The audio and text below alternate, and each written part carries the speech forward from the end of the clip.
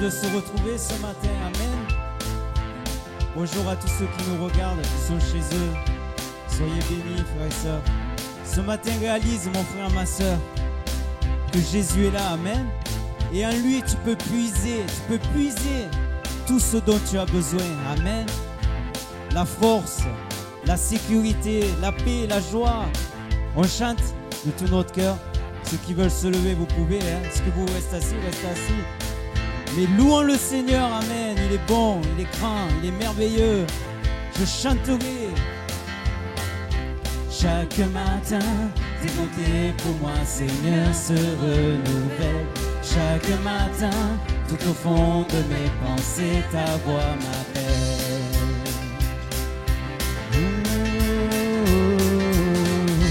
Chaque matin, par amour, tu viens pourvoir à mes besoins.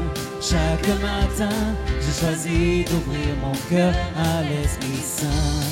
Même dans l'épreuve, tu fais mettre en moi tes fleuves. Tu es mon Dieu, je veux te louer, c'est dans tes yeux que je veux puiser ma paix, ma force, ma sécurité. Oui, en tout temps, je te chanterai. Chantons.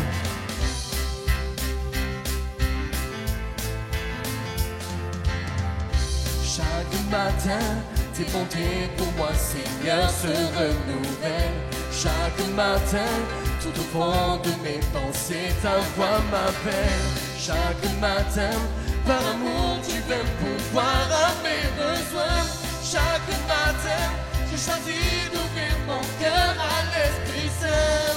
Même dans l'épreuve, tu fais Mettre en moi tes fleuves.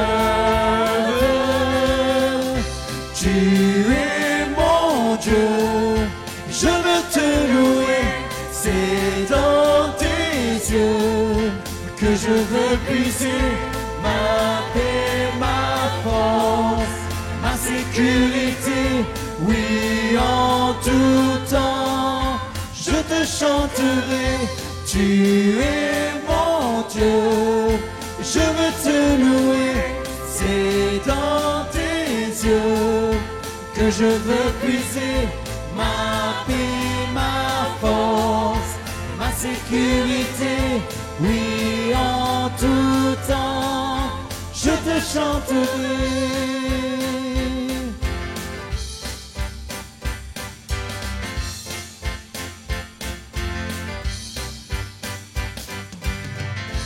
Dans le désert ou la souffrance, dans le bonheur et l'abondance, je sais que tu es là. Tu restes près de moi, tous ensemble. Dans le désert et la souffrance, dans le bonheur et l'abondance, je sais que tu es là. Tu restes près de moi. Tu es mon Dieu, je veux te louer. C'est dans tes yeux que je veux puiser ma paix, ma force et ma sécurité. Oui, en tout temps, je te chanterai. Tu es mon Dieu, je veux te louer. C'est dans tes yeux que je veux puiser ma paix, ma force, ma sécurité. Oui, en tout temps, je te chanterai. Alléluia. T'acclamons ce matin Jésus. Alléluia. Gloire à notre Dieu. Alléluia. Et ce prochain chant, ce prochain chant qui nous dit oui, nous voulons être un peuple embrasé. Amen. On veut être un peuple embrasé ce matin. Souvenons-nous de ce verset que j'ai vraiment reçu sur mon cœur. Puisses-tu, Jésus a dit, puisses-tu ce matin et tous les jours de ta vie être froid ou bouillant. Nous voulons être bouillants. Amen. Nous voulons être bouillants pour le Seigneur. Les temps sont durs. Les temps ne vont pas aller en s'améliorant. Combien nous devons être remplis du Saint-Esprit. Alléluia. Il est là. Notre Dieu est là. Mon frère, ma soeur, reçois la puissance du Saint-Esprit ce matin. Alléluia. Ce chant nous parle de l'Esprit de Dieu. Un esprit de vie. Amen. Un esprit de force. Un esprit de sagesse. À lui soit la gloire. Un esprit d'espérance. Soyons remplis, renouvelés ce matin. Soyons bouillants pour notre Seigneur. Amen. Chantons de tout notre cœur à Jésus notre Sauveur.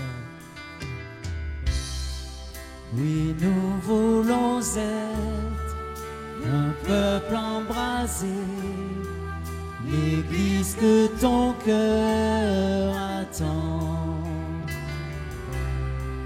Viens briser nos chaînes, détruis notre orgueil.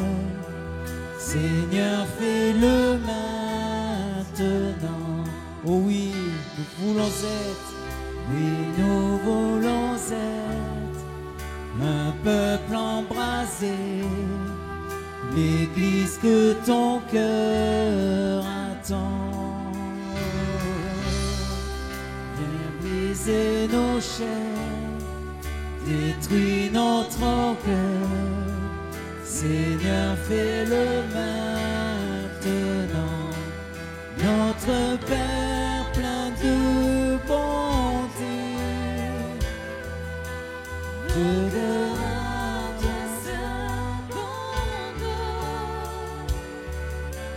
pour ce monde que tu as tant aimé. Seigneur, voici nos couronnes. Esprit de Dieu,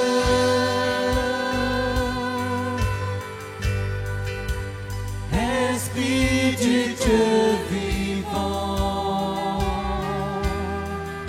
souffle du nord, souffle du sud, souffle de l'est, souffle de l'ouest, Esprit de Dieu.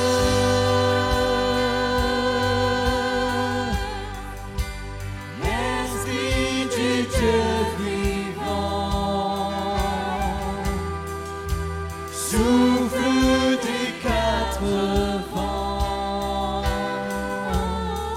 et descend sur nous. Envoie ta puissance, Jésus. Envoie ta puissance, rends-nous les témoins d'un royaume qui se répand. Fais brûler nos cœurs au sein des ténèbres, comme un phare dans l'océan.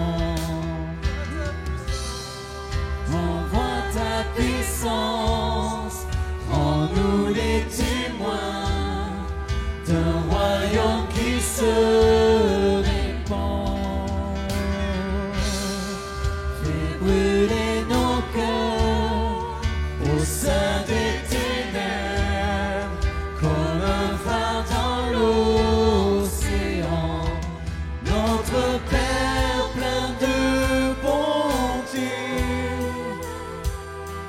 Dieu de tendresse et de grâce, pour ce monde que tu as tant aimé, fais briller sur nous ta face, Esprit de Dieu,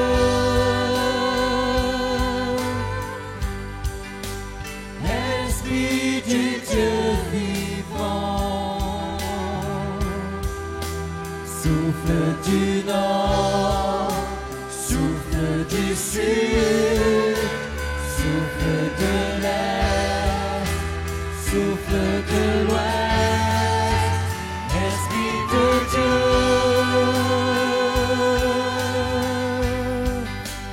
Esprit du Dieu vivant, souffle des quatre vents, descend sur nous.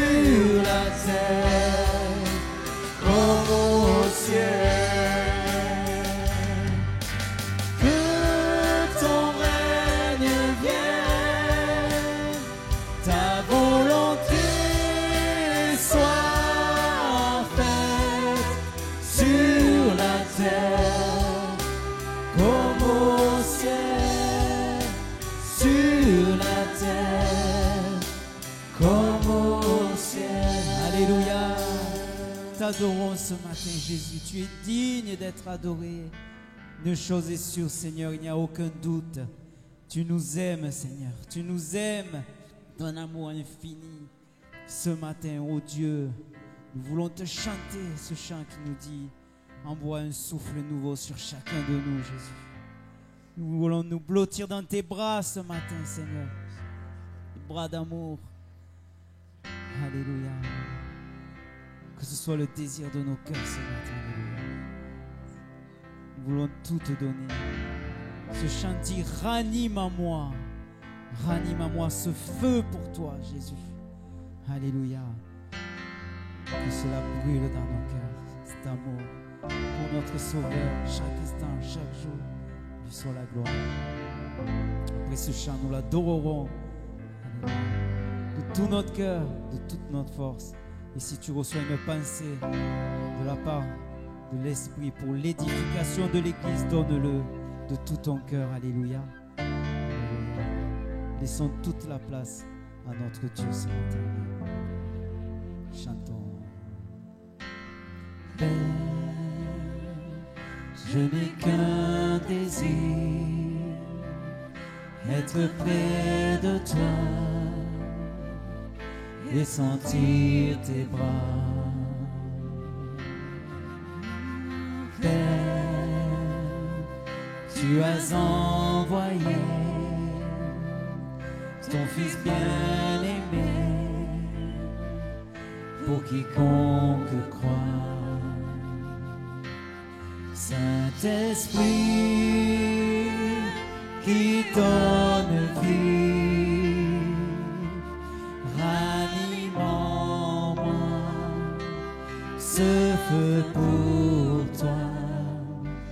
Saint-Esprit, viens par ta pluie, rafraîchis-moi et envoie un souffle nouveau.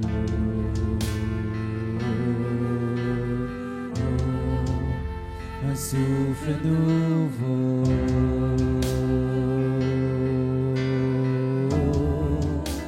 Un souffle nouveau.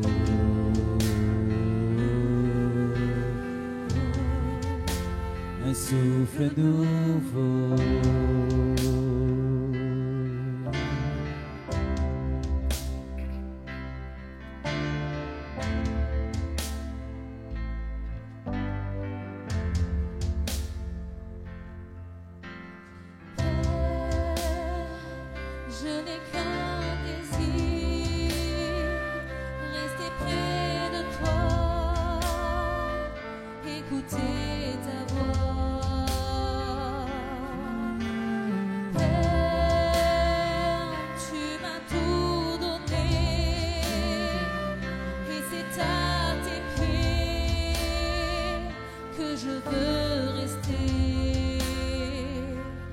Saint-Esprit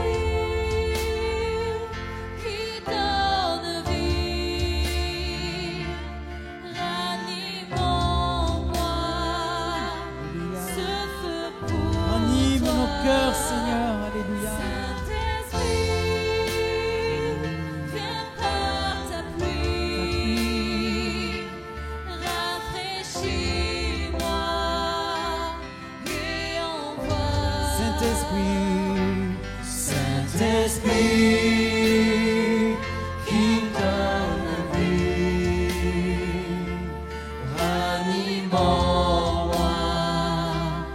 ce feu pour toi.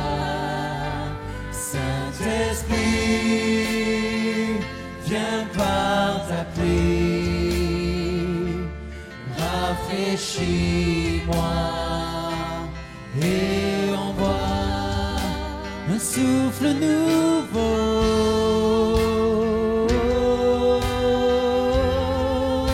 un souffle nouveau,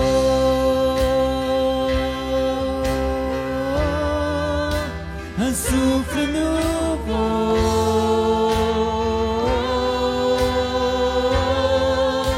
un souffle nouveau,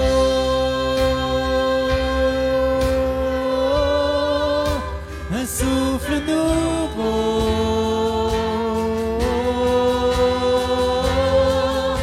un souffle nouveau,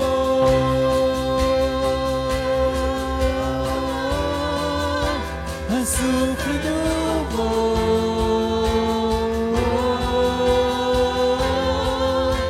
un souffle nouveau.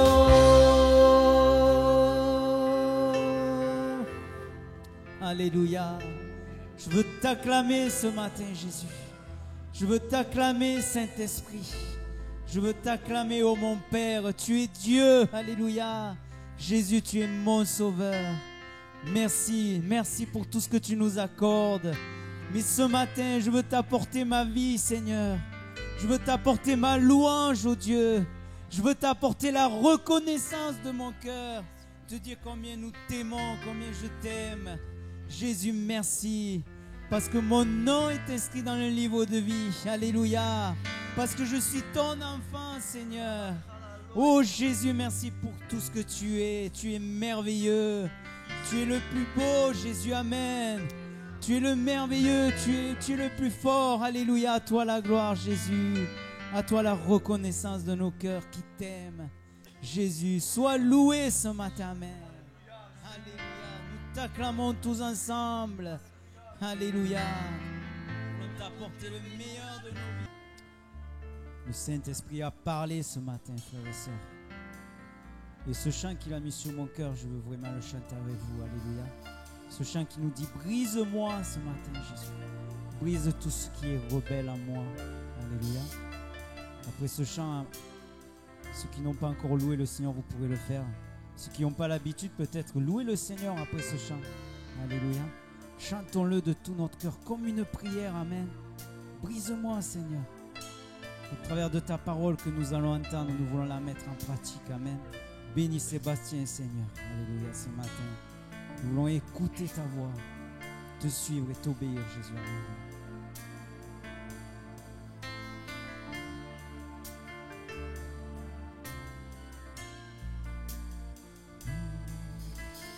Brise-moi, brise tout ce qui est rebelle en moi, et monte-moi de ces branches mortes qui ne fleuriront pas. Brise-moi, brise tout ce qui est rebelle en moi, et monte-moi de ces branches mortes qui ne fleuriront pas. Il faut que tu grandisses et que je diminue, que tu grandisses et que je diminue, Jésus.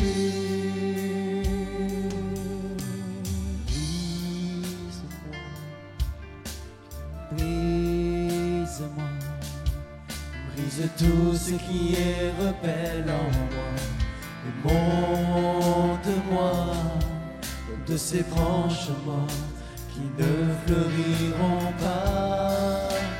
Brise-moi, brise tout ce qui est rebelle en moi, et monte-moi de ces branches mortes qui ne fleuriront pas. Il faut que tu grandisses et que je diminue, que tu grandisses et que je diminue, que tu grandisses et que je diminue. Que tu grandisses et que je diminue. Jésus. La musique va continuer, alléluia. Mon frère, ma soeur, je t'invite à prier maintenant dans ton cœur. Fais une prière au Seigneur ce matin et il va répondre. Alléluia. Alléluia. Dis-lui tout ce que tu as sur ton cœur.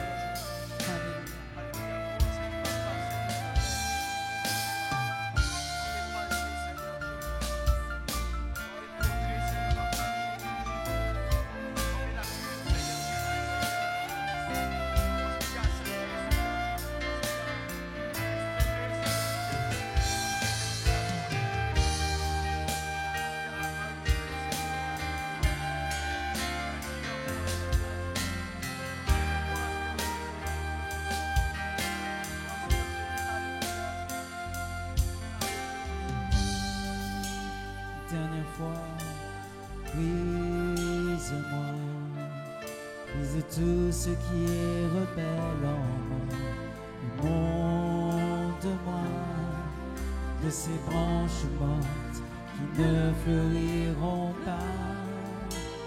Brise-moi, brise tout ce qui est rebelle en moi, et monte-moi de ces branches mortes qui ne fleuriront pas. Il faut que tu grandisses et que je diminue. Que tu grandisses et que je diminue. Que tu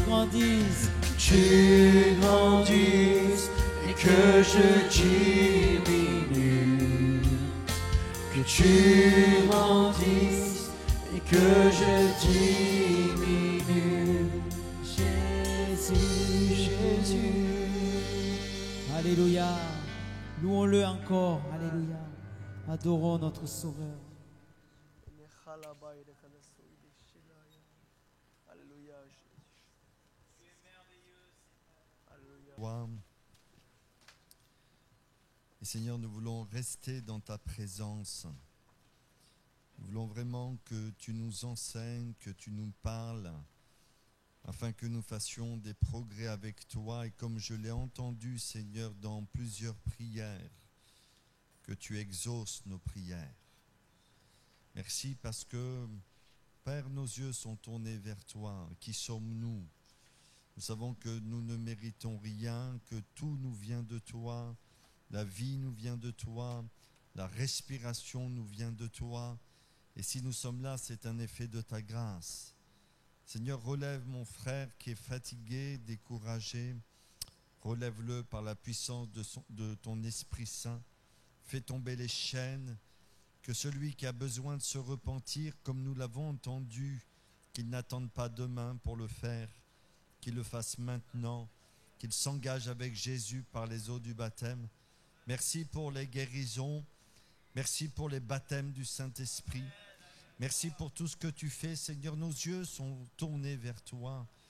Et maintenant, aide-nous à méditer ta parole et que cette parole pénètre profondément notre cœur, notre esprit, que nous la serrions de toutes nos forces afin de ne pas pécher contre toi.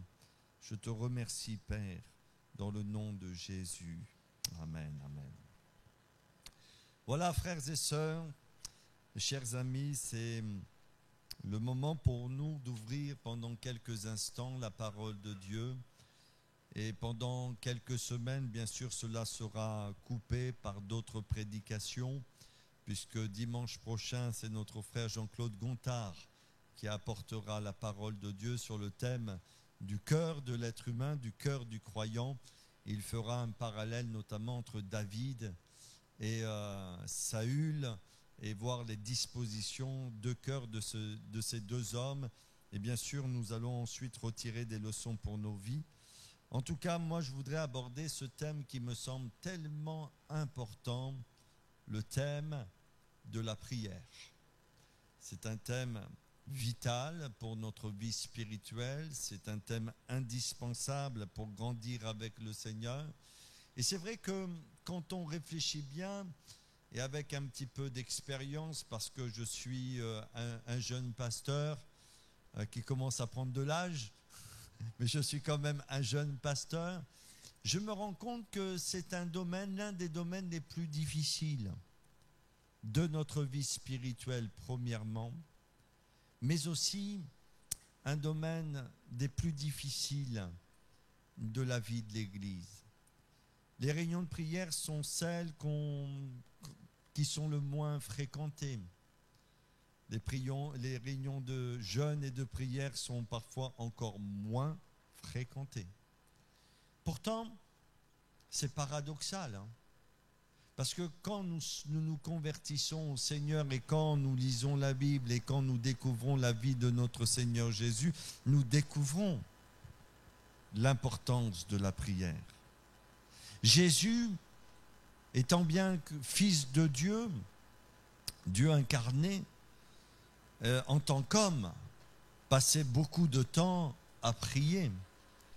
Et nous savons qu'il y a un lien direct, un lien étroit entre la prière et la bénédiction, la visitation du Seigneur. Et c'est paradoxal. Alors il y aurait beaucoup de raisons et nous allons essayer au fil des semaines d'essayer de comprendre pourquoi, de voir les blocages, de voir les raisons qui peuvent nous empêcher de rentrer pleinement dans la prière. Et il y en a beaucoup. J'en cite une maintenant dans mon introduction, mais il y a tellement de choses à dire. Mais quand Jésus dit, vous n'avez pas pu veiller 1 heure, l'esprit est bien disposé, mais la chair, elle est faible. Je voudrais partager un témoignage avec vous. Je sais que vous aimez bien les témoignages. Je voudrais partager un témoignage d'un pasteur qui a été guéri par la prière, entre guillemets. Quand je vais dire par la prière, il faut bien que vous compreniez. Moi, je ne crois pas en la puissance de la prière.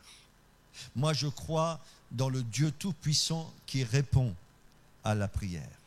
Et la prière, c'est un don, un cadeau, un moyen, nous allons le découvrir, mais c'est Dieu qui répond à la prière. La prière en elle-même, elle n'a pas de force. La force se trouve dans celui qui répond à la prière. Et celui qui répond à la prière, c'est notre Sauveur bien-aimé. Vous comprenez ce que je vais dire? Alors, je fais tout de suite cette petite parenthèse afin que vous ne donnez pas de l'importance à la prière, mais que vous donniez de l'importance au Dieu qui répond à la prière. Donc, un pasteur qui a connu au début de sa conversion la guérison miraculeuse par la prière. Il était même condamné à mort. Il a été guéri miraculeusement. Et puis ensuite, ce pasteur a fondé une église et il a commencé son église. Alors c'est un pasteur coréen. Certains d'entre vous peut-être le connaissent. C'est David Yonggi-cho qui est décédé maintenant. Dans les années 1960, pour être plus précis,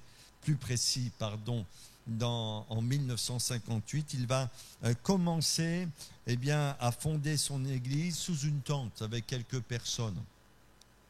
Quelques personnes dans un quartier défavorisé de Séoul.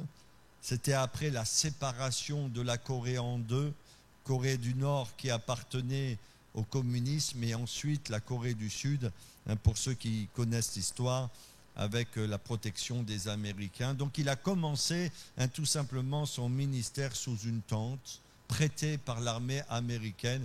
Il a commencé à prêcher le message de l'Évangile. Et au fil des années, cette petite église qui était composée de quelques membres, au fil des années, est devenue une église avec plusieurs milliers, de centaines de milliers de personnes qui se sont converties à Jésus-Christ. Et en fin de compte, il va dire ceci, parce que tout ce qu'il va découvrir, il va le découvrir au travers du Dieu qui répond à la prière. Et il va dire ceci, je voudrais partager ces paroles avec vous, c'est un témoignage. Lorsque nous supplions Dieu dans nos prières, il y répond. Par nos prières, nous pouvons voir la main de Dieu agir et changer notre destin, nos voisins, notre société, notre pays et le monde tout entier. Afin d'obtenir des résultats, il nous faut prier profondément et longtemps. Bien que beaucoup de chrétiens ressentent la nécessité d'une prière profonde, ils ne la pratiquent pas à cause de leur ignorance. Je voudrais continuer en vous interpellant, en vous posant quelques questions maintenant. Voulez-vous que votre vie change? Elle a déjà bien changé, amen. Mais voulez-vous que votre vie continue à changer? Voulez-vous voir vos enfants, et je m'adresse aux parents chrétiens, vos enfants qui n'appartiennent pas à Jésus, et que Dieu nous fasse grâce, que nous apprenions à pleurer sur leurs conditions. Voulez-vous que nos enfants, que mes enfants, ceux qui n'appartiennent pas à Christ, se convertissent? Voulons-nous, devant tous les défis de cette société, que l'Église ait un impact fort, un impact profond, un impact puissant qui va permettre à ceux et celles qui sont dans ce monde sans espérance et sans Dieu découvrent l'amour de Jésus? Voulez-vous que vos chaînes tombent? Voulez-vous que ces traits de caractère qui vous font tellement de mal soient brisés dans votre vie? Voulez-vous aimer comme Jésus aime? Alors à toutes ces questions, j'espère que vous allez répondre oui. Oui, pasteur, nous le voulons, alléluia. Nous voulons nous lever comme un seul homme pour proclamer l'évangile.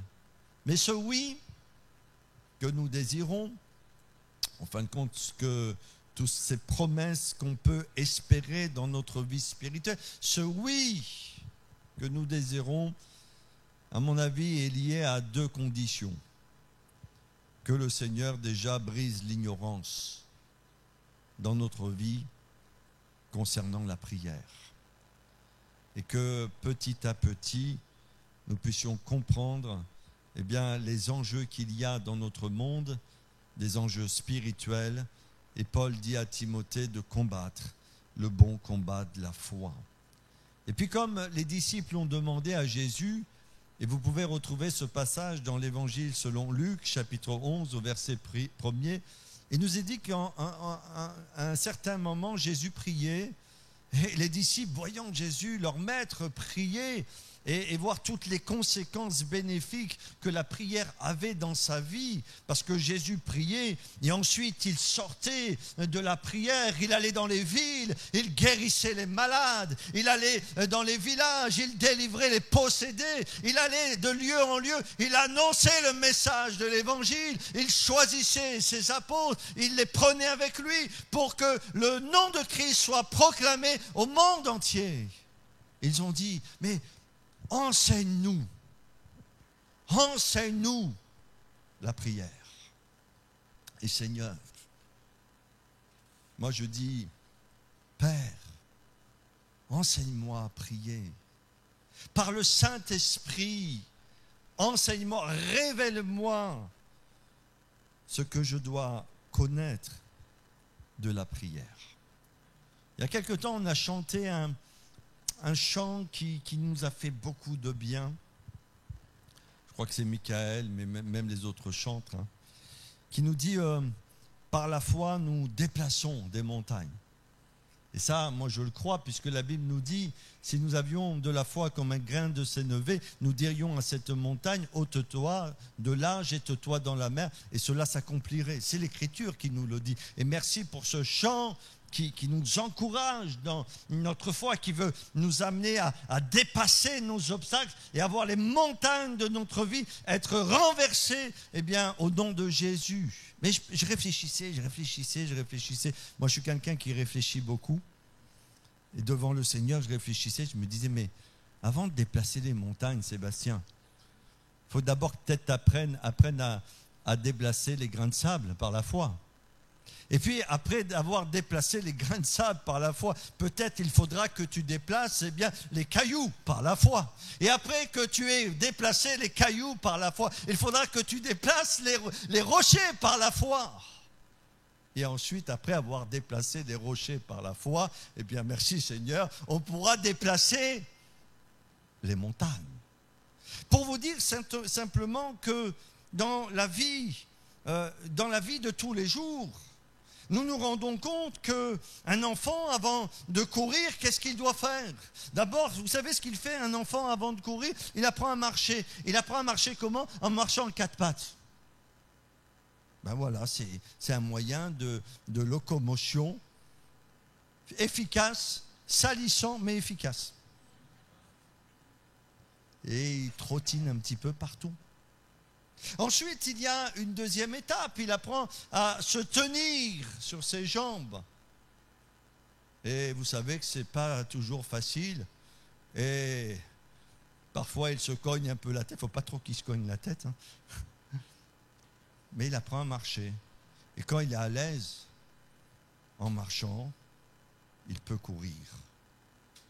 N'en est-il pas de même en ce qui concerne la vie chrétienne?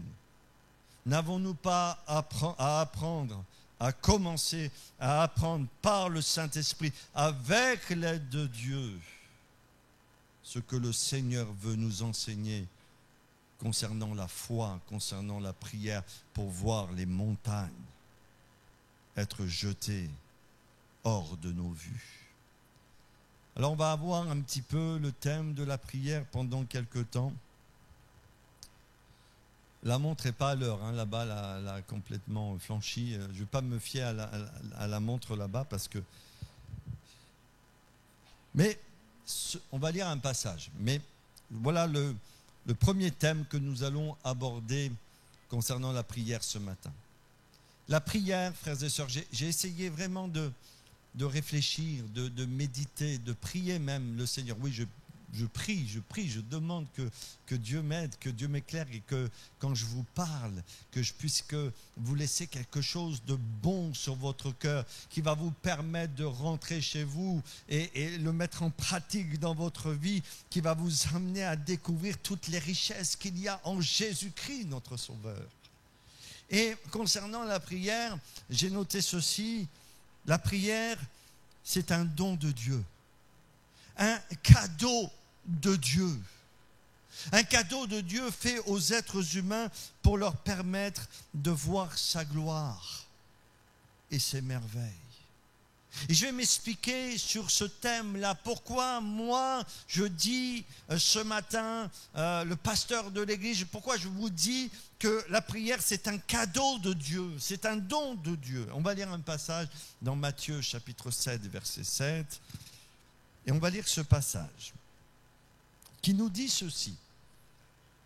Est-ce qu'il va s'afficher? Vous pouvez lire dans votre Bible, vous pouvez lire sur différents supports ce passage de la Bible, dans l'Évangile selon Matthieu, chapitre 7, verset 7, et qui parle, qui enseigne. Ici, c'est Jésus. Et Jésus enseigne sur la prière. Jésus a enseigné abondamment ses disciples sur la prière. Il a mis un point d'honneur de conduire ses disciples dans la prière. Et quand vous lisez le livre des Actes des Apôtres au chapitre 2, il y a la promesse du Père, le baptême du Saint-Esprit. Mais si vous lisez la fin des évangiles et le chapitre 1er où Jésus avait dit « Attendez ce que le Père a promis », comment ils attendaient? Ils étaient dans la chambre haute, ils priaient, ils louaient, ils intercédaient et ils attendaient que le Seigneur fasse ce qu'il leur avait promis. Et Jésus dit quoi ici? Il dit, demandez et l'on vous donnera. Amen. Demande et on te donnera. Dieu te donnera. Cherchez et vous trouverez. Frappez et l'on vous ouvrira. Car quiconque demande reçoit. Quiconque demande reçoit. Et même parfois, vous savez, il y a des choses qui nous dépassent. Parce que Dieu ne nous bénit pas selon nos efforts, mais il nous bénit selon les lois qu'il a établies lui-même, c'est-à-dire la loi de la grâce et de son amour et de sa bonté, bien qu'un chrétien ensuite doit marcher dans la sanctification. Mais on va revenir sur tout ça. Car quiconque demande reçoit, celui qui cherche trouve, et l'on ouvre à celui qui frappe. Lequel de vous donnera une pierre à son fils s'il lui demande du pain? Ou s'il demande un poisson, lui donnera-t-il un serpent? Si donc méchant comme vous l'êtes, vous savez donner de bonnes choses à vos enfants, à combien plus forte raison votre Père qui est dans les cieux donnera-t-il de bonnes choses à ceux qui les lui demandent? Alors déjà, vraiment, sortons certaines choses de notre tête. Si tu demandes au Seigneur quelque chose de bon, il ne va pas te donner un serpent. Il ne va pas te donner une pierre. Il ne va pas te donner quelque chose qui va nuire à ta vie, mais il va donner quelque chose de bon pour ta vie, pour que tu te développes et que tu le connaisses comme le Dieu vivant est vrai. Alors oui, pour moi, la prière, c'est un cadeau de Dieu. Et vous connaissez beaucoup de passages de la Bible qui parlent de la prière. Et le psaume 65, verset 3 nous dit ceci. Ô toi, et le psalmiste s'adresse à qui ici? Il s'adresse à l'Éternel, il s'adresse à Dieu. Ô toi qui écoutes la prière. Et dans l'Épître aux Hébreux, au chapitre 11 et au verset 6, il nous est dit ceci. Or, sans la foi, il est impossible d'être agréable à Dieu. Sans la foi, il est impossible de lui être agréable, car il faut que celui qui s'approche de Dieu croit que Dieu existe et qu'il est le rémunérateur de ceux qui le cherchent. Et comprenez bien ce mot rémunérateur. J'aime bien le traduire parce que parfois certaines personnes saisissent mal en fin de compte ce que ce passage de la Bible veut dire. Le mot rémunérateur veut dire tout simplement que Dieu est celui qui récompense. Dieu récompense celui qui le cherche. En fin de compte, il y a déjà d'emblée deux qualités ou deux attributs que nous devons connaître en ce qui concerne Dieu et la prière. Quand on prie, on doit croire que Dieu existe. Amen. Que Dieu, il est vivant. C'est vrai que nous ne le voyons pas de nos yeux. C'est vrai que nous ne pouvons pas le toucher avec nos mains, mais c'est compréhensible. Parce que la Bible nous dit qu'un esprit n'a ni chair ni os. Donc Dieu est invisible, il est omniprésent, il est partout en même temps. Donc on ne peut pas le toucher avec nos mains, mais on peut le toucher avec notre foi, avec notre cœur, et nous pouvons ressentir sa présence. Donc on doit croire quand on prie que Dieu, il est vivant. Et Jésus va dire ceci: lorsque 2 ou 3 s'assemblent en mon nom, je suis au milieu d'eux. Et vous savez, frères et sœurs, quand nous franchissons la porte du culte et que l'Église se réunit le dimanche matin ou dans d'autres jours de la semaine, nous devrions déjà, premièrement, avant quoi que ce soit, réaliser que Dieu est là, que Dieu est présent, que notre rassemblement, et ce qui fait la qualité de notre rassemblement, c'est la présence même de ce Dieu divin, de ce Dieu saint qui a désiré venir jusqu'à nous au travers de Christ, habiter dans nos cœurs et habiter dans l'Église. Et si nous percevons cette réalité spirituelle, bien sûr non pas avec nos yeux parce qu'on ne peut pas le voir, mais si nous percevons avec notre esprit cette réalité, je vais vous dire, il y a des prières qui vont changer. Il y a des louanges qui vont changer. Et même, il y a des comportements qui vont changer. Aussi fort qu'on doit croire que Dieu existe, on doit croire aussi que Dieu répond à la prière, que Dieu récompense. Que Dieu récompense ceux qui le cherchent. Que Dieu répond à la prière de ceux qui le cherchent. Aussi fort que tu crois que Dieu est vivant, tu dois croire quand tu pries qu'il t'exauce. Et c'est l'un des aspects de la foi, en fin de compte. La foi, c'est croire. L'un des aspects de la foi, c'est croire que Dieu est tout-puissant et qu'au travers, qu'il répond à la prière et qu'il est capable de répondre à tous nos besoins. Et pour continuer, en concernant, pourquoi je dis c'est un cadeau de Dieu, et on va aller un petit peu plus loin. Mais déjà, soulignons une chose qui me semble importante, c'est dans la nature même de Dieu. C'est dans la nature même de Dieu de répondre à la prière. Et vous avez vu dans la Bible, et c'était le dernier point de mon message, mais à un moment donné, dans les évangiles, il y a 10 lépreux qui s'approchent de Jésus pour trouver la guérison. Et puis Jésus va intervenir et il nous est dit qu'ils vont partir, mais un va revenir. Et Jésus va leur demander, mais les 9 autres, n'ont-ils pas été guéris? Si, ils ont tous été guéris. Et essayez de réfléchir, mais Jésus savait d'avance que ces personnes qui allaient connaître la guérison n'allaient pas revenir le remercier. Mais cela ne l'a pas empêché de les guérir. Parce que c'est dans la nature même de Dieu de répondre dans la prière. Et pour être sauvé, vous savez que ça prend combien de temps pour être sauvé? Alors il y a des gens, ça prend longtemps.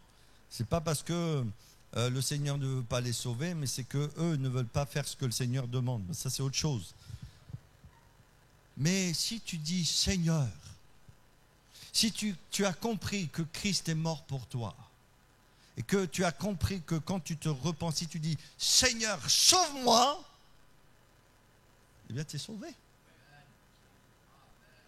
Si tu te repens maintenant, il faut quelques minutes pour être sauvé. Si tu te repens sincèrement et tu pries le Seigneur. Enfin, personne, selon Hébreux chapitre 11, verset 6, personne ne peut être guéri. Personne ne peut être délivré, personne ne peut être sauvé, personne ne peut être restauré, personne ne peut être consolé, personne ne peut voir la gloire de Dieu s'il ne croit pas au Dieu qui répond à la prière. Pas possible. Parce qu'il faut que celui qui s'approche de Dieu croit que Dieu existe et qu'il récompense. Qu'il récompense ceux qui le cherchent. Oui, il y a des batailles. Et en Occident et dans l'Église d'Occident particulièrement, il y a un combat qui est mené. Vous savez, ce combat, ce n'est pas contre les persécuteurs à l'extérieur comme dans d'autres pays. Ce combat, ce n'est pas peut-être parce qu'on n'a plus la liberté de pouvoir se réunir. On a encore la liberté de pouvoir se réunir et vous êtes là ce matin, alléluia. Même si vous avez vos masques, vous êtes là, alléluia. Et dimanche prochain, ça sera encore ouvert, Dieu voulant. Mais ce que je voudrais vous dire, notre combat, nous, c'est un combat contre l'incrédulité. Un combat contre le matérialisme qui voudrait nous faire croire que tout ce qui existe, c'est ce qu'on voit. Ça, c'est notre combat. Contre l'incrédulité, contre le matérialisme. Et je parlais avec Alfred et on lit il m'a prêté un livre, mais j'en avais entendu parler. Ce livre, il y a 2 parties. Il y a une partie scientifique, il y a une partie théologique. On va laisser tomber la partie théologique de côté parce qu'il y aurait bien des choses à dire. Mais il y a un livre qui s'appelle, et vous l'avez entendu parce qu'il y a eu beaucoup de publicité, Dieu et la science. Et en fin de compte, on se rend compte que pendant des centaines d'années, on a essayé d'utiliser la science pour prouver que Dieu n'existait pas. Mais les dernières découvertes, en fin de compte, montre que tout se met en place pour dire c'est obligé, il y a un créateur. C'est obligé. Les prix Nobel, les plus grands scientifiques sont obligés de constater qu'il y a un créateur. Et l'un des arguments qui disait que Dieu n'existait pas scientifiquement parlant, c'est qu'on disait que l'univers n'a pas de fin. Eh bien, on a prouvé, alors moi je ne suis pas scientifique, hein, mais on a prouvé que l'univers, il a une fin. Et s'il a une fin, il a un commencement. Et s'il a un commencement, il a une fin, il a un créateur. C'est notre Dieu. Et dans l'avenir, on voudrait vraiment vous faire un petit exposé de ces découvertes pour que vous puissiez vous aussi en bénéficier et que votre foi soit nourrie, mais surtout que votre incrédulité soit brisée. Dieu est le Dieu créateur. Il récompense ceux qui le cherchent. C'est important ça. Vous savez, nous vivons dans un monde imprévisible, hostile. On ne sait pas ce qui peut nous arriver demain. On n'est pas à l'abri des difficultés, des problèmes, des combats, des luttes. On envisage parfois l'avenir avec beaucoup d'incertitude, de peur. Il y a aussi les blessures, les frustrations, les problèmes. Quand vous êtes un jeune couple, vous dites « Ah, vivement que j'ai des enfants, j'ai envie d'avoir des enfants, je veux vraiment des enfants !» Et puis après, vous avez des enfants, ouf, les responsabilités. Il tombe malade. Moi, je ne savais pas qu'il pleurait autant la nuit. Il tombe malade, il faut faire ceci, il faut faire cela. La vie, c'est plein de responsabilités comme ça. Mais l'Écriture nous dit, Dieu est pour nous un refuge. Dieu est pour nous un refuge. Et nous pouvons comment trouver ce refuge? Dans la prière. Mais si tu t'approches de Dieu parce que tu as peur, tu es angoissé pour trouver en lui un refuge, mais si tu ne crois pas que Dieu répond à la prière, tu sais ce qui se passe? Ton angoisse ne fait qu'augmenter. Tu viens à la réunion, tu viens à l'église, tu es là, mais tu es toujours dans ton cercle infernal d'angoisse et tu n'arrives pas à t'en sortir. Il faut que tu crois que Dieu récompense ceux qui le cherchent. Il faut que tu le saisisses au fond de ton cœur. Vraiment. Il faut que cette incrédulité qui s'est emparée de ta vie et qui te tient dans cet univers visible et qui t'empêche de rentrer dans les réalités spirituelles pour voir Dieu agir dans ta vie, Dieu agir dans ta famille, Dieu agir dans ton corps, soit brisé dans le nom de Jésus. Il le faut. Parce que sinon, tu ne verras pas le Seigneur agir. Et parfois, on est fatigué parce qu'on prie, mais on n'est pas exaucé.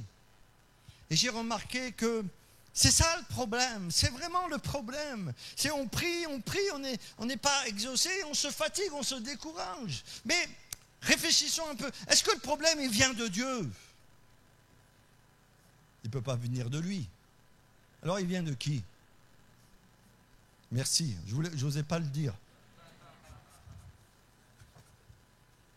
Il vient souvent de nous. Et Jésus dit, écoutez, méchant comme tu es, tu sais donner de bonnes choses à tes enfants. Un méchant et avec tous les défauts que tu as, et tu en as des défauts.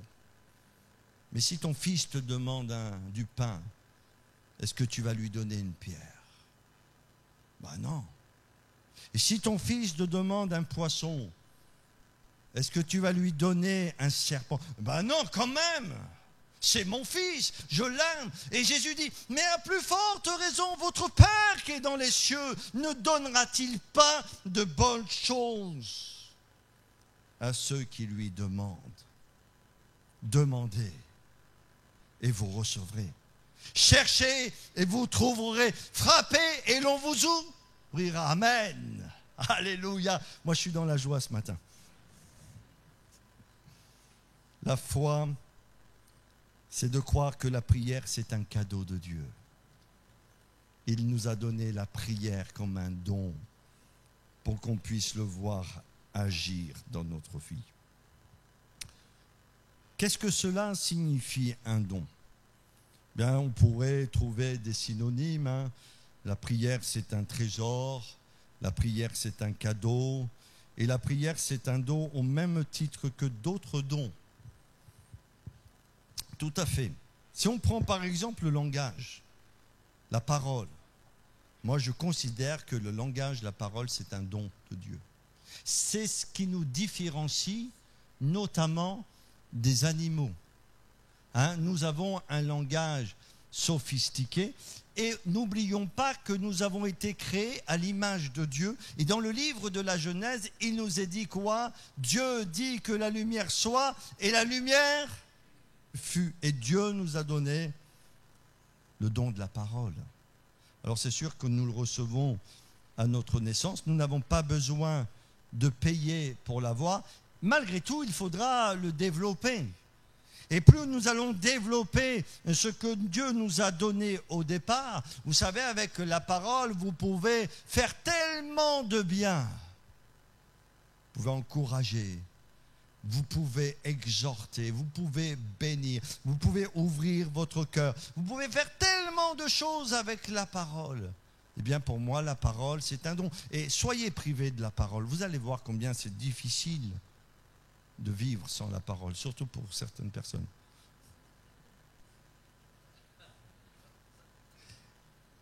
Mais la prière est comme ce don, comme les autres dons.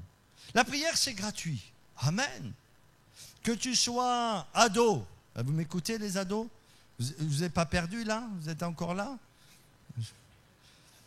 Que tu sois ado, que tu sois un enfant, que tu sois quelqu'un avancé en âge, que tu sois un jeune, tu peux prier. Tu peux faire connaître des besoins à Dieu. Tu peux venir vers lui, tu peux pleurer devant lui, tu peux lui demander d'agir. Moi, j'ai commencé à prier au bord de l'Allier. J'ai commencé à crier à Dieu, je ne savais même pas ce que c'était Dieu, ce que c'était Jésus. J'ai crié parce que j'avais eu une éducation religieuse. Et j'ai crié à Dieu, mais viens, sauve-moi. J'ai crié de toutes mes forces. Ben voilà, j'ai prié maladroitement, mais Dieu m'a entendu.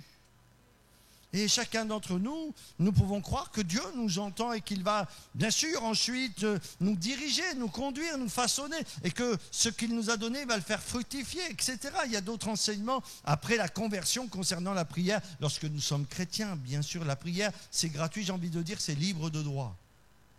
Vous avez aujourd'hui des logiciels qui sont payants, et puis vous avez des logiciels qu'on appelle libres de droit. Et ces logiciels libres de droit, tout le monde peut les utiliser. Amen.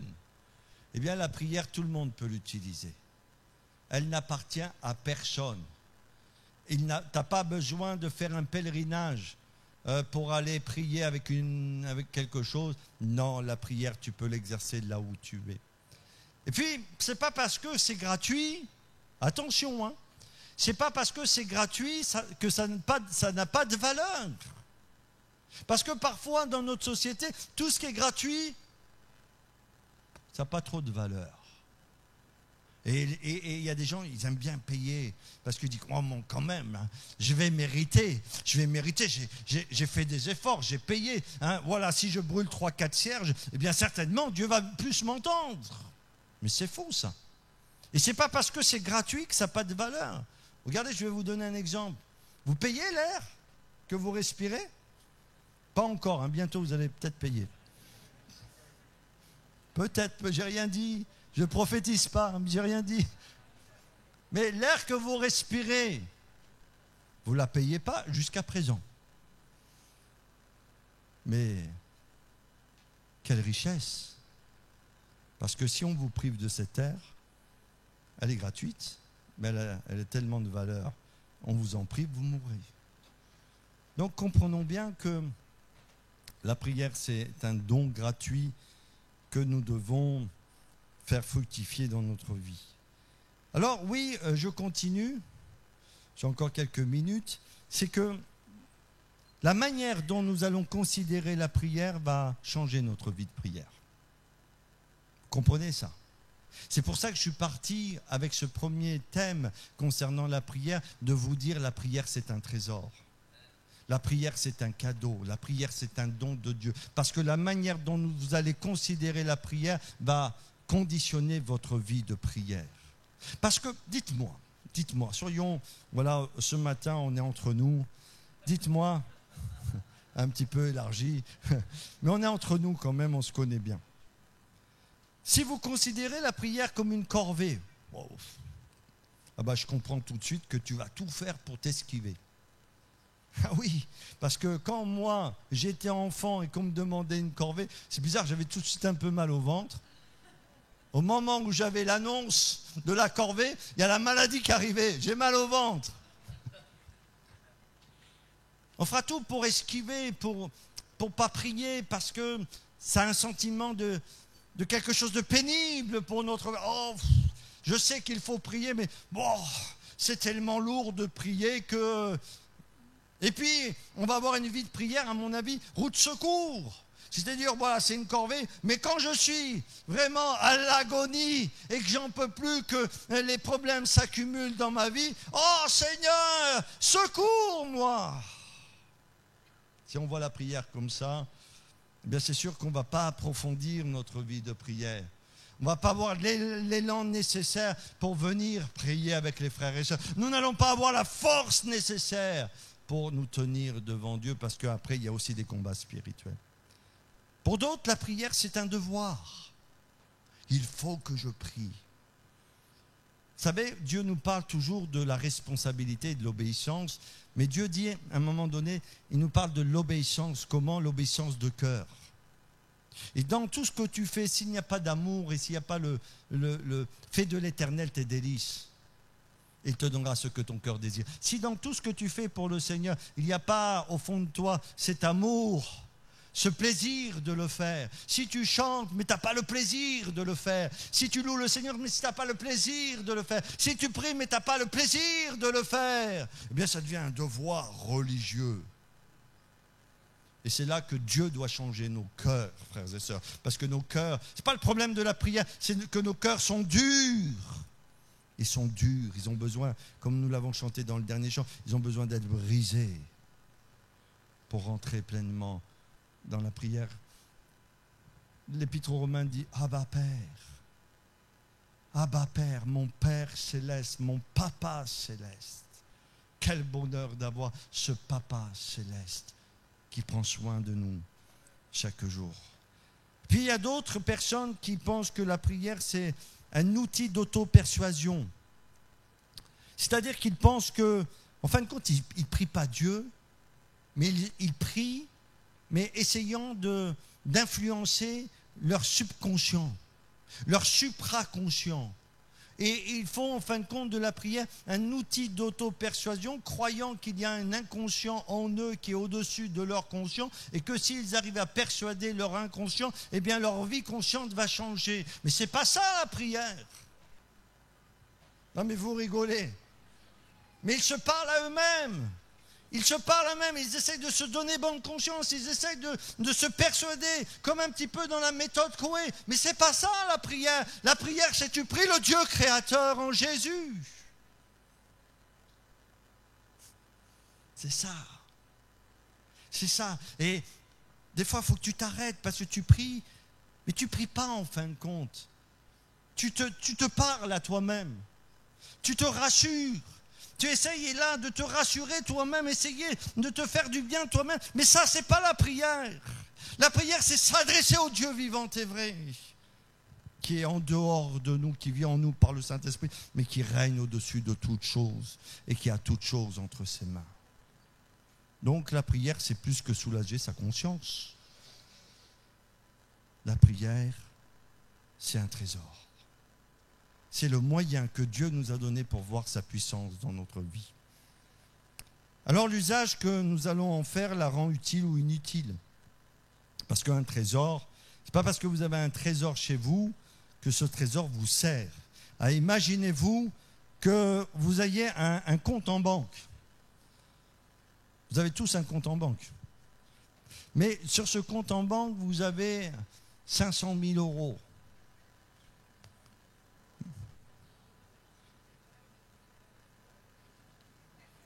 Ne sortez pas du thème. Vous avez 500 000 euros et que ces 500 000 euros restent là à la banque. Vous avez un trésor, mais il vous sert à quoi ce trésor? Dites-moi, il vous sert à quoi ce trésor? Enfin, vous, il ne vous sert pas, mais il sert à d'autres, mais ça c'est autre chose. Mais il ne vous sert à rien. Et que maintenant, ce trésor, vous décidez de l'investir. Je ne sais pas, dans une formation, dans la construction d'un orphelinat, pour faire telle et telle chose, pour faire ceci, pour faire cela, nanana. Votre trésor, maintenant, il se concrétise.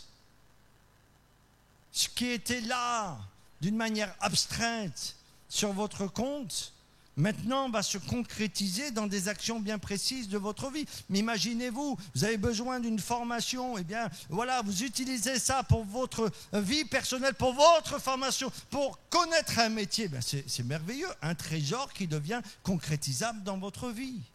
Et la prière, c'est un cadeau. Dieu nous a donné la prière. Mais si tu laisses la prière dans un tiroir, elle ne va pas te rapporter beaucoup, entre guillemets, comprenez l'exemple.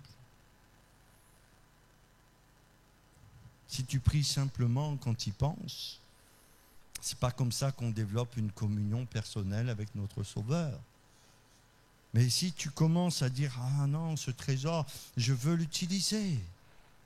Je veux comprendre, Seigneur, pourquoi tu m'as donné la prière et pourquoi tu me dis demandez et vous recevrez, cherchez et vous trouverez, frappez et l'on vous ouvrira. Je vais chercher, Seigneur, je veux comprendre les clés spirituelles, les principes spirituels qui vont me faire basculer dans la vie de l'esprit. Et pas essayer par moi-même toujours de réussir quelques bouts de ma vie. Je vais l'utiliser.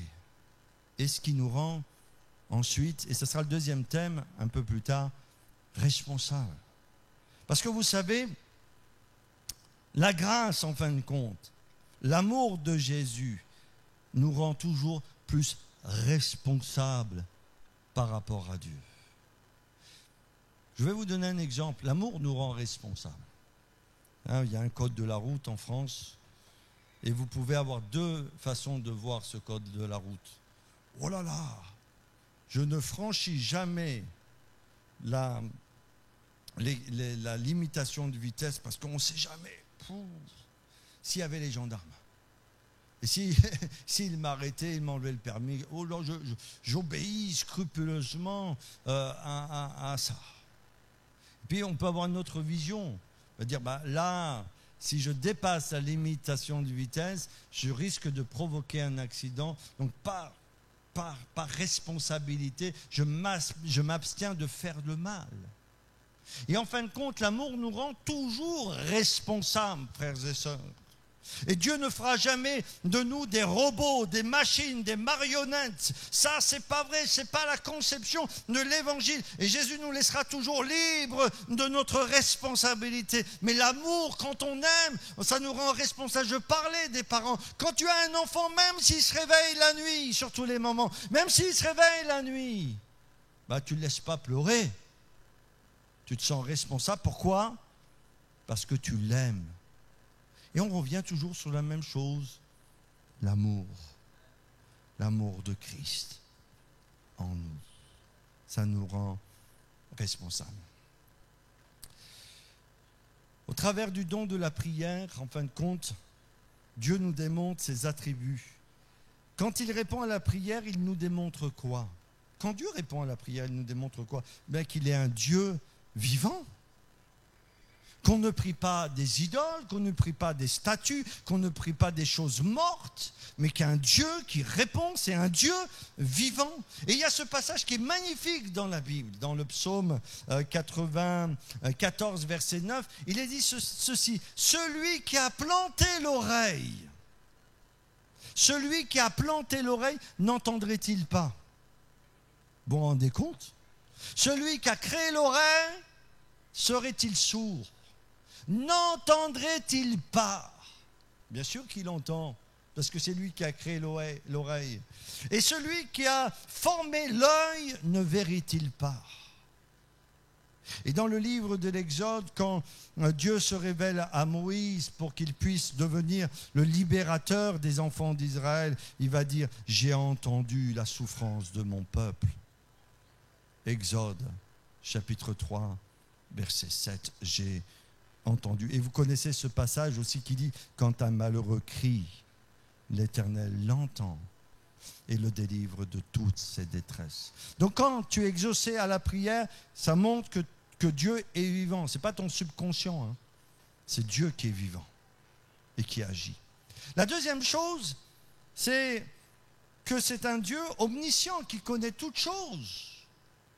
Hein, Jésus va dire, concernant la prière personnelle, il va dire, quand tu pries, entre dans ta chambre, prie là dans le lieu secret, et ton Père qui te voit dans le lieu secret te le rendra. Vous savez, il y a des choses qu'on peut dire que dans le secret. Il y a des choses qu'on peut dire à la réunion de prière, à l'église, mais il y a des choses qu'il ne faut pas dire, que tu ne peux dire que quand tu es dans ta chambre ou dans ton bureau, quand tu es seul et que tu pries le Seigneur. Et dans le secret, c'est que personne ne le sait, et si Dieu te répond, c'est qu'il y a un Dieu qui connaît toutes choses.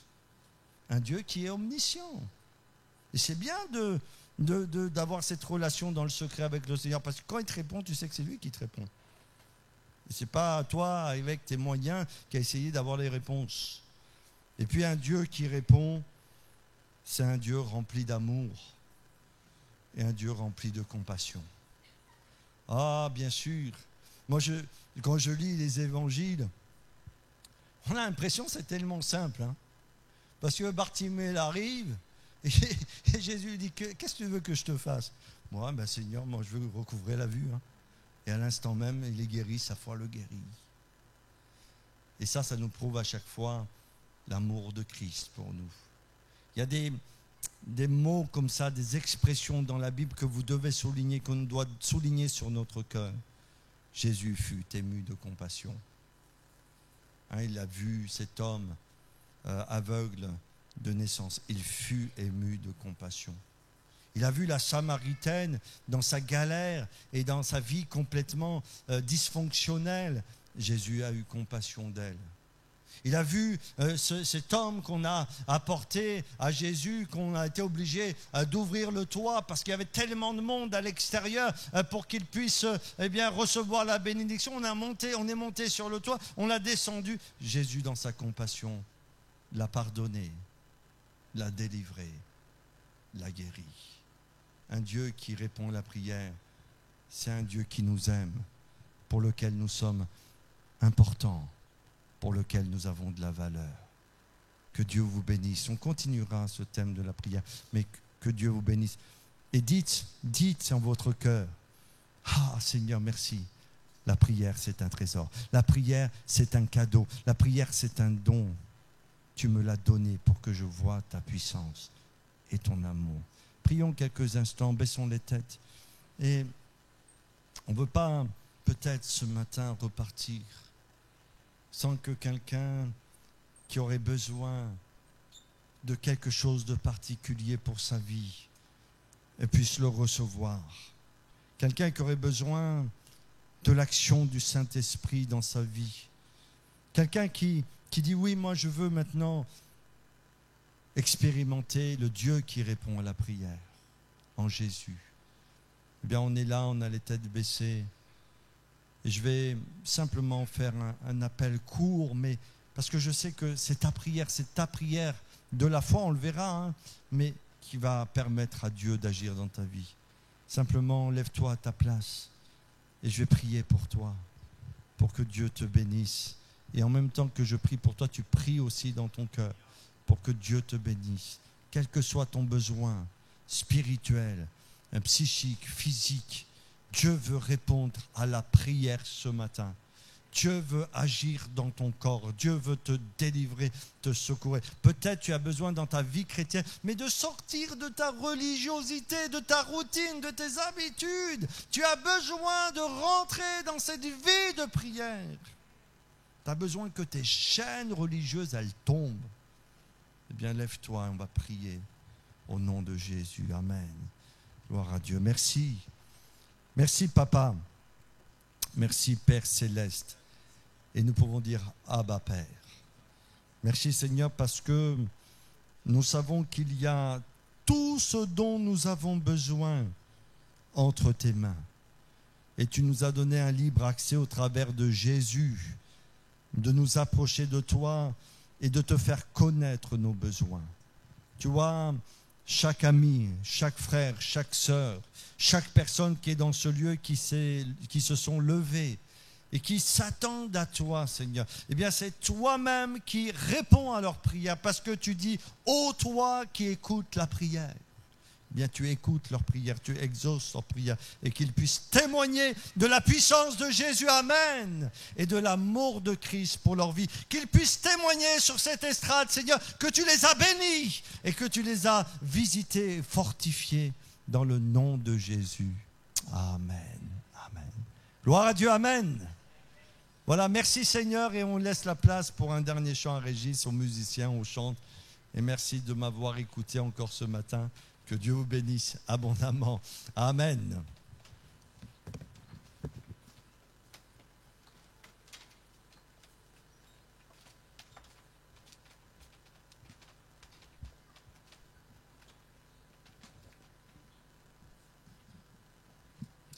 Amen. Voilà, on prend un dernier chant qui nous dit que nous louons notre Seigneur pour tout ce qu'il fait. Alléluia. Tout ce qu'il a fait, tout ce qu'il fera. On chante et ensuite la réunion va continuer avec le jeûne et prière. Amen. Amen. Allez, on chante.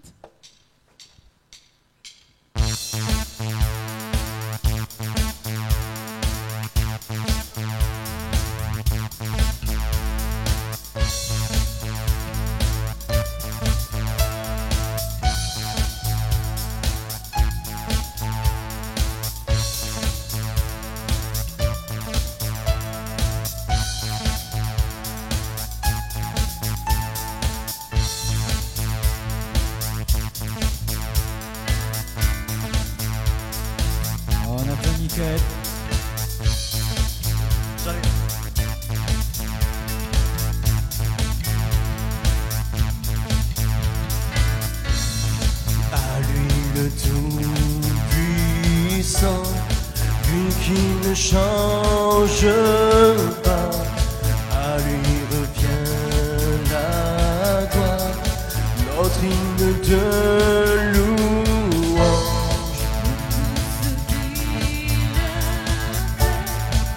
Tout ce qu'il fera, nous lui donnons la gloire.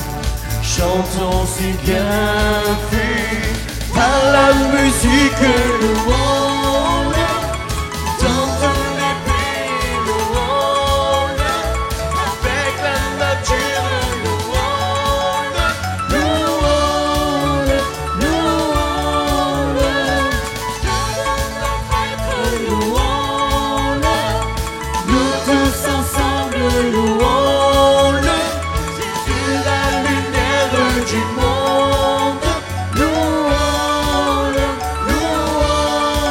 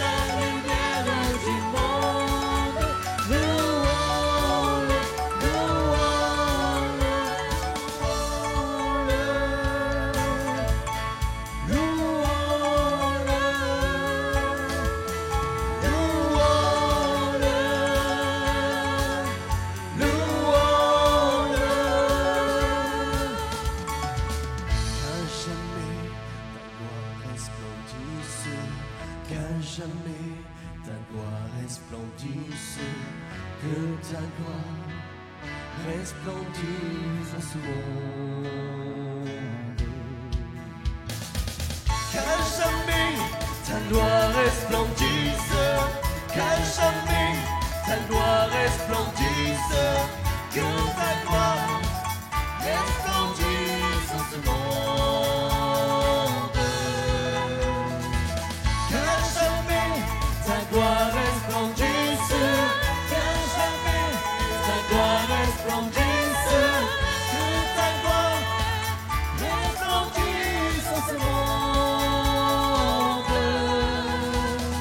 Par la musique louons-le, dans tous les pays louons-le, avec la nature louons-le, louons-le, louons-le, tout notre être louons-le, nous tous ensemble louons-le, Jésus la lumière du monde, louons-le, louons-le.